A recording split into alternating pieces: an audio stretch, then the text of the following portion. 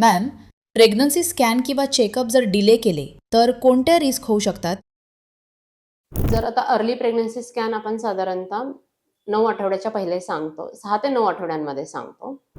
तर early pregnancy scan वेळेवर का करावा? कारण आपल्याला कन्फर्म करायचं असतं, की गर्भाशयातच आहे ना, एक्टॉपिक नाहीये ना किंवा स्कार एक्टॉपिक नाहीये ना, हे बघण्यासाठी तो स्कॅन त्यावेळेत करणं गरजेचं असतं. कारण काही सिम्प्टम यायच्या अगोदर आपल्याला म्हणजे एक्टॉपिक प्रेग्नन्सी असेल, तर ती रप्चर व्हायच्या अगोदर आपण ती डायग्नोज करू शकतो, जर तुम्ही वेळेत अर्ली स्कॅनसाठी गेला.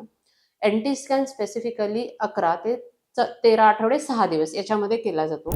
त्या वेळेमध्ये बाळाची साईज ही 47 टू 84 असते आणि त्याच वेळेस आपण एनटी मेजर करू शकतो. म्हणून एनटी स्कॅन हा 14 आठवड्याच्या नंतर करता येत नाही. पण जर कोणाचे पिरियड्स इर्रेग्युलर असतील आणि बाळाची साईज त्या मेजरमेंटमध्ये येत असेल, तर आपण करू शकतो. पण जी बाळाची CRL असते, क्राउन रम्प लेंथ, ही खूप महत्त्वाची असते. म्हणून एनटी स्कॅनचा स्पेसिफिक डेट काढून तुम्ही एनटी स्कॅनला जाणं गरजेचं आहे. आता नंतर येतं अनॉमली स्कॅन. अनॉमली स्कॅन हा असा आहे, की जर तुम्ही 20-19 आठवड्याच्या अगोदर केला, तर थोडंसं काही ब्रेनचे स्ट्रक्चर दिसत नाहीत किंवा तयार झालेले नसतात. हार्ट छोटं असतं. तर साधारणतः आपण एनटी स्कॅन हा 20 ते 22 आठवड्यांमध्ये ॲडवाईज करतो, की जेणेकरून बाळाचे अवयव बऱ्यापैकी चांगले दिसतात.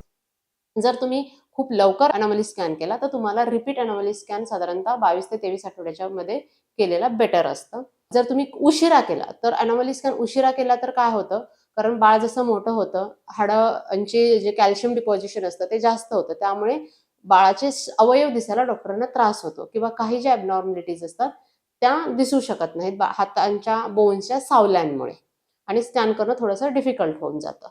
म्हणून जर अनॉमली स्कॅन असेल, तर तो 20 ते 22 आठवड्यामध्ये केलेला बेटर राहील. तर हे 3 महत्त्वाचे जे स्कॅन आहेत, ते त्या आठवड्यांच्या पिरियडमध्ये करणं गरजेचं आहे. जर आता अर्ली स्कॅन किंवा एनटी अनॉमली स्कॅन काही कारणास्तव तुम्ही करू शकले नाही, पण हे एक्सप्लेनेशन नाही असू शकत, कारण एनटी स्कॅनसाठी आपल्याला ऑलमोस्ट 3 आठवड्यांचा वेळ असतो. तर 3 आठवड्यातला 1 दिवस आपण नक्की काढू शकतो आणि तो काढायला हवा, कारण महत्त्वाची सोनोग्राफी आहे.